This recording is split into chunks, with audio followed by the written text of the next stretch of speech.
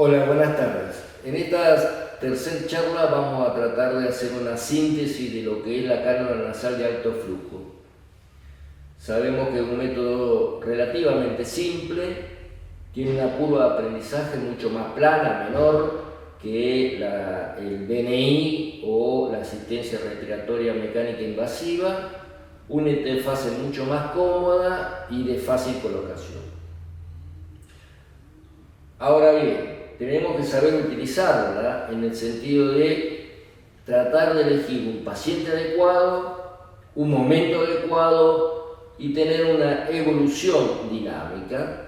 Y todo esto va a estar dirigido para intentar evitar la asistencia respiratoria mecánica, con lo cual la mortalidad siempre va a ser un poco mayor por la alta sedación que requieren estos pacientes y por mucha otra complicación. El paciente adecuado. Al principio voy a hablar de este trabajo de Wall y colaboradores, que ellos en su trabajo eligieron pacientes menores de 60 años, sin enfermedad pulmonar crónica y en buen estado constitucional. Obviamente que a mi criterio prima el criterio médico, y el criterio médico es lo que después vamos a definir bien, que algunas de las indicaciones pueden llegar a ser relativas. No tenemos que incluir a pacientes que ya tienen indicación de asistencia respiratoria mecánica al ingreso a nuestra unidad. Si ese paciente tiene inestabilidad hemodinámica con requerimiento de vasoactivo mayor de 0,1 por kilo por minuto, un lago menor de 14 en 15, una frecuencia respiratoria mayor de 35-40, entre paréntesis puse relativa y después voy a referir a eso, una saturación del 90% con una máscara de reservorio ya alto a 12 a 15 litros, que también es relativa, compromiso de más de 4 cuadrantes, ya sea en la placa como en la tomografía, con una PAFI menor de 200.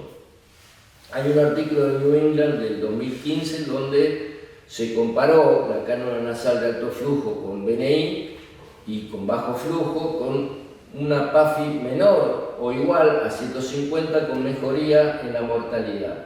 Pero no hay cambios significativos desde el punto de vista estadístico de la entrada en asistencia respiratoria mecánica.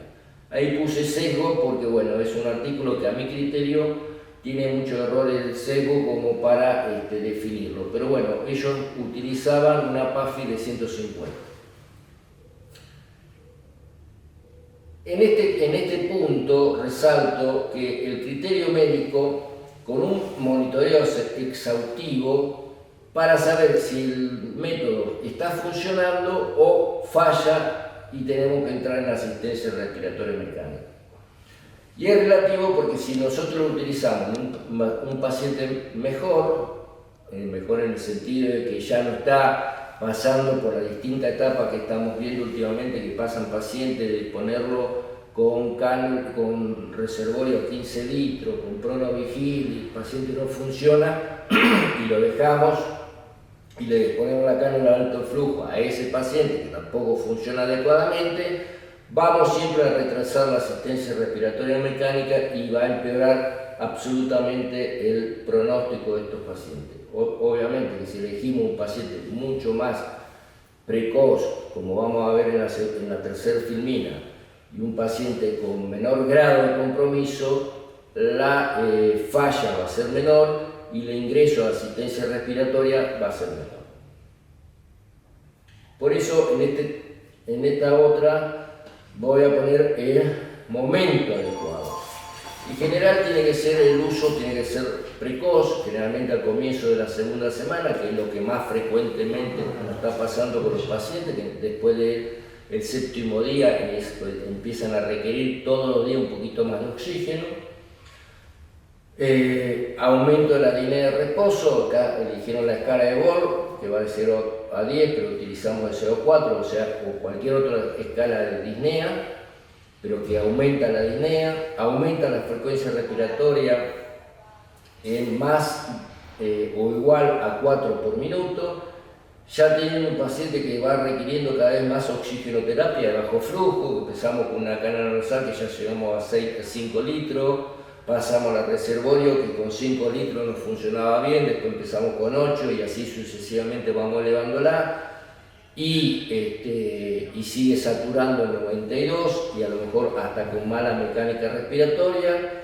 Aumento el compromiso radiológico tomográfico de 2 cuadrantes o más. Ese es el momento más adecuado. Si ese paciente seguimos transitándolo y del reservorio de 8 litros lo pasamos a 10 litros, a 12 litros, a 15 litros, pronovigil, empezamos a hacer todo eso, yo diría que ese paciente es ideal en este momento hacerle la cánula nasal, tratarlo con la cánula nasal de alto flujo y obviamente ver los resultados que vamos obteniendo. Yo hablé que aparte del paciente y el momento adecuado, tenemos que tener una evaluación dinámica. Una vez que colocamos la cánula nasal de alto flujo, en la primera hora vamos a ver si disminuye la mecánica respiratoria, disminuyendo la frecuencia respiratoria y la utilización de músculos accesorios. Preguntamos al paciente si tiene menos disnea, si está confortable, mantiene a lo mejor la PAFI o la SASFI a la FiO2 que nosotros le estamos dando. No hay incremento significativo de la FiO2 a la preestablecida para mantener una saturación entre 92 y 96. Y en esa término de la primera hora, gases en sangre para ver su estado ácido-base y también sacar la PAFI. Ya en la segunda hora, si ese paciente va a andar bien con la cánula nasal de alto flujo, en general vemos que aumenta la PAFI, aumenta la SAFI, permitiendo inclusive hasta poder ir reduciendo la FiO2. Va teniendo una mejor mecánica respiratoria, se evaluará si ya se puede ir bajando el flujo o no, pero por lo menos no requiere mayor soporte, mayor flujo para mantener una mecánica respiratoria adecuada.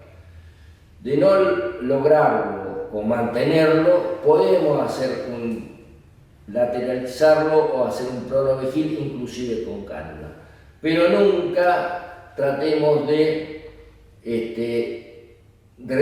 retrasar la asistencia respiratoria. Si nosotros vemos que ese paciente ya empieza con un prono lateral, un prono vigil, con la cánula nasal de alto flujo, alta FiO2, probablemente ese paciente no va a funcionar con la cánula nasal de alto flujo. Si lo seguimos sosteniendo, vamos a llegar tardíamente a la asistencia respiratoria mecánica, con lo cual ya sabemos que es un paciente que vamos a encontrar al otro día con mayor injuria pulmonar autoinfligida y que va a requerir mayor soporte y peor pronóstico una vez que ingrese la asistencia respiratoria. Por eso yo insisto que la asistencia respiratoria no nos tenemos que casar con el pronovigil de bajo flujo o con el pronovigil con alto flujo. Creo que una vez que el paciente no funciona, en pocas horas tenemos que decidir que va a entrar en asistencia respiratoria mecánica. O no, si funciona, obviamente. Bueno, es obviamente que muchas veces el método en el paciente adecuado y en el momento adecuado también puede fallar. Obviamente está con la misma disnea o mayor. Hay pacientes que no lo toleran, que no colaboran o que tienen un glauco menor de 15. No va a andar con la cánula nasal. Si tiene inestabilidad hemodinámica, tiene indicación de asistencia respiratoria mecánica. Si no mejora el trabajo respiratorio porque aumenta la frecuencia respiratoria, músculos accesorios, respiración tóraco-abdominal, es un paciente que no va a funcionar. Lo mismo que si la saturación a alta FiO2 sigue con una saturación de 92 o menos y una PAFI menor de 200. Obviamente que si en el transcurso del tiempo uno con el aporte de la radiología o la tomografía, el número de cuadrantes, como dije previamente, 2 o más cuadrantes, va en aumento, eso nos habla de que seguramente tiene injuria autoinfligida o se sobreagregó alguna infección bacteriana o la evolución del virus es mucho más agresiva. Seguramente ese paciente que va aumentando la patología, que va teniendo mayor compromiso pulmonar, va a tener todo lo que dije previamente, mayor disnea, va a tener mayor trabajo respiratorio, la PAFI va a ser peor. ¿Qué efecto provoca la cánula nasal de alto flujo? ¿En qué lo mejora? Y después veremos en la otra filmina cómo lo mejora. Mejora tanto la oxigenación como la ventilación, como también el transporte mucociliar. La oxigenación, primero porque sabemos bien la FiO2 que recibe. Segundo, porque por un mecanismo que vamos a pasar a determinar después, generamos una presión positiva dinámica en la vía aérea, que es un efecto que se llama CPAP-like. Es muy variable, a boca cerrada puede llegar a 5 o 7 centímetros de agua. Mejora la impedancia a fin de expiración, por lo cual mejora la capacidad residual funcional, que eso también mejora la ventilación y la mecánica respiratoria. En cuanto a la ventilación, se reduce el espacio muerto de la vía aérea superior, se disminuye la resistencia de la vía aérea, y si hay una mejor sincronía, y después lo explicaremos mejor, de la respiración tóraco-abdominal. El hecho de que la cánula sea a una temperatura adecuada, 37, 35, 36, 37 grados, de acuerdo a lo que vaya tolerando el paciente, y sea un aire húmedo, facilita mucho la eliminación de todas las secreciones y hace la tos más efectiva. ¿Por qué o cómo hace todo esto? Primero, la humidificación y a temperatura entre 34 a 37 grados hace que el método sea mucho más confortable a alto flujo, 50, 60, 70. Si no está bien humidificado y a una temperatura adecuada, no se tolera adecuadamente. Y hay muchísimos trabajos que ven que hay una mayor tolerancia comparado con el BNI y el BNI en cualquiera de sus interfaces. Obviamente que con esto no quiere decir que podemos suplementar, digamos, que es lo mismo hacer cánula nasal de alto flujo o BNI, pues son dos métodos absolutamente diferentes. O sea, uno es oxigenoterapia y lo otro es una ventilación a presión positiva. O sea, son dos cosas diferentes, pero la tolerancia es muy buena con la cánula nasal por la humidificación y la temperatura. ¿Por qué la FiO2 es efectiva? Porque al dar alto flujo, lo que genera ese alto flujo es que supere el pic flujo del paciente y el paciente no secuestre aire ambiental independientemente del volumen corriente y la frecuencia respiratoria. Por eso, como siempre digo, es que la de bajo flujo, la FiO2 es poco confiable porque no supera el pic flujo del paciente. Hay pacientes que tienen volúmenes corrientes y frecuencia respiratoria alta, por lo tanto roban o secuestran aire, por más que sea una máscara de reservorio, con lo cual la FiO2 teórica que nosotros pensamos que le estamos dando no es la real. Y también la otra cosa muy importante es que baja la carga diafragmática y el trabajo respiratorio.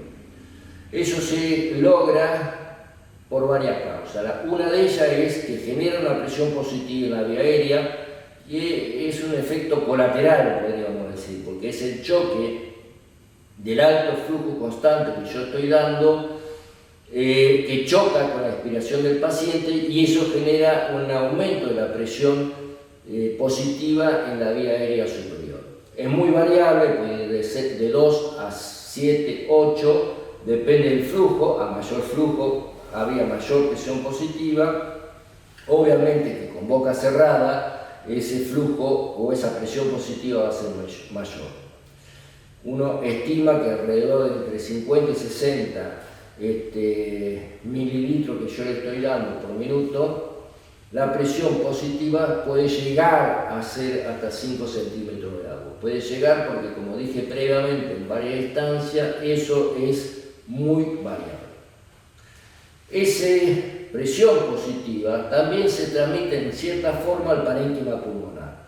Aumenta lo que es la impedancia a fin de la expiración, con lo que aumenta la capacidad residual funcional. Eso se ha visto y se ha comprobado a través de lo que es la tomografía de impedancia eléctrica que se ve al pie de la cama, donde se ve la expansión, y esa expansión a fin de expiración manteniendo una capacidad residual funcional adecuada como para disminuir, como sabemos, el trabajo respiratorio.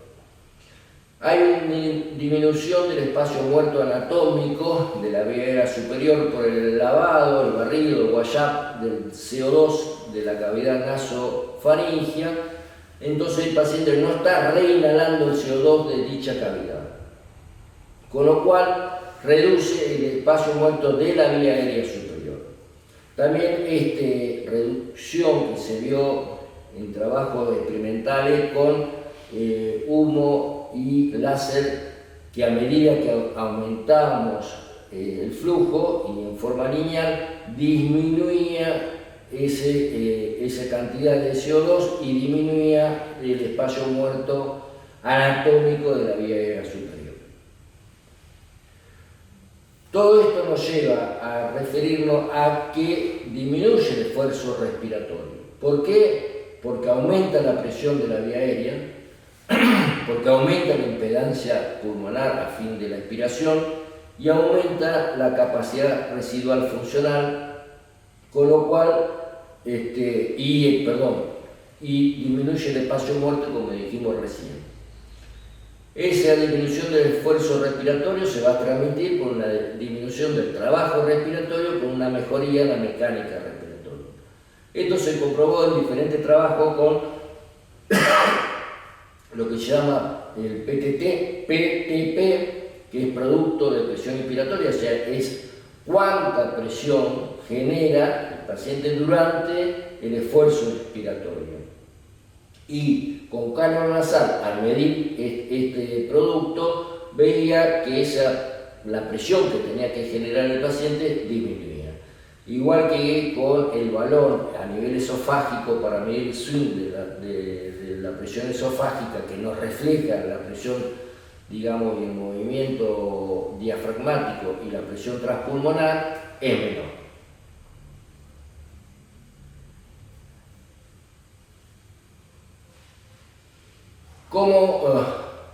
¿Cómo tenemos que implementarlo? Primero tenemos que preparar al paciente.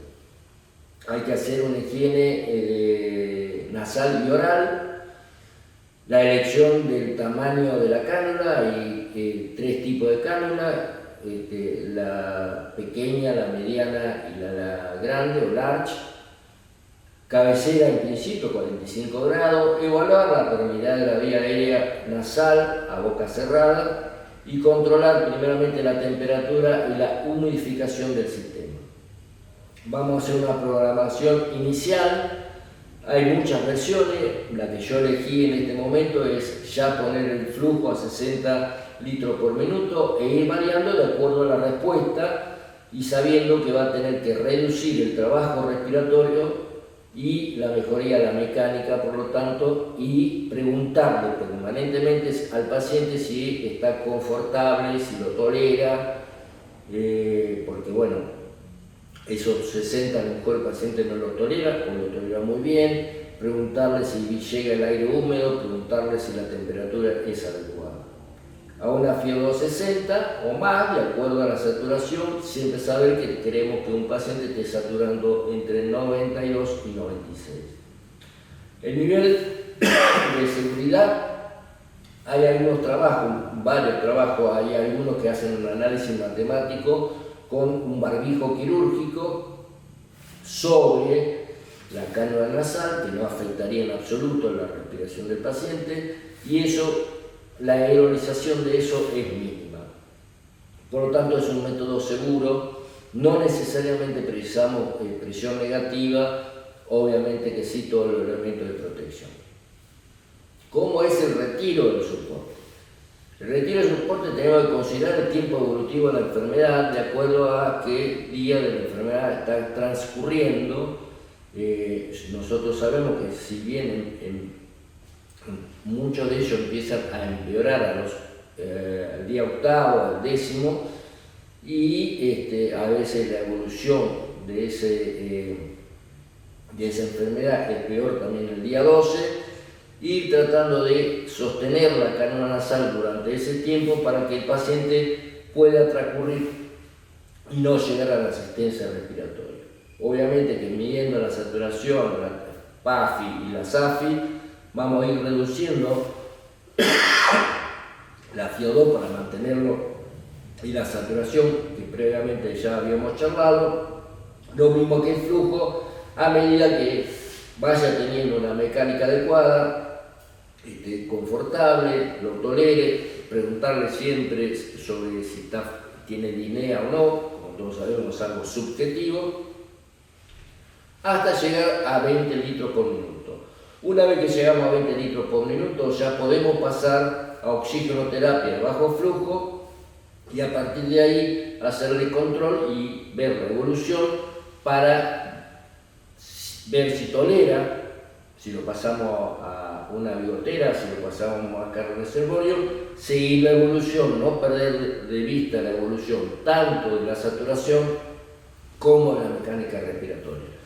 No me voy a cansar de decir que acá no solamente tenemos que fijarnos en el monitor la saturación, calcular la SAFI o lo que fuese, sino ver la mecánica respiratoria, porque lo que a estos pacientes les va a provocar mayor injuria no es solamente la hipoxia que puede llegar a tener, porque obviamente provoca su injuria, sino también la mala mecánica respiratoria, que esté taquipneico, que tenga mucho esfuerzo diafragmático. Y como resumen de todo esto, es otro método más para utilizar en estos tipos de pacientes. Este es un método que se empezó a utilizar en pediatría y se utiliza un montón, después pasó a utilizarse en adultos, eligiendo el paciente adecuado en el momento adecuado y no perdiendo de vista al paciente, haciendo una evolución, viendo la evolución dinámicamente, podemos evitar que ese paciente ingrese a asistencia respiratoria. Pero también podemos saber que ese paciente no va a funcionar y que no vamos a perder tiempo en intubarlo y respirarlo. Como conclusión, es buen método, pero que no nos retrase la asistencia respiratoria mecánica si ese paciente ya tiene indicación de tal procedimiento. Cualquier duda, bueno, se comunica.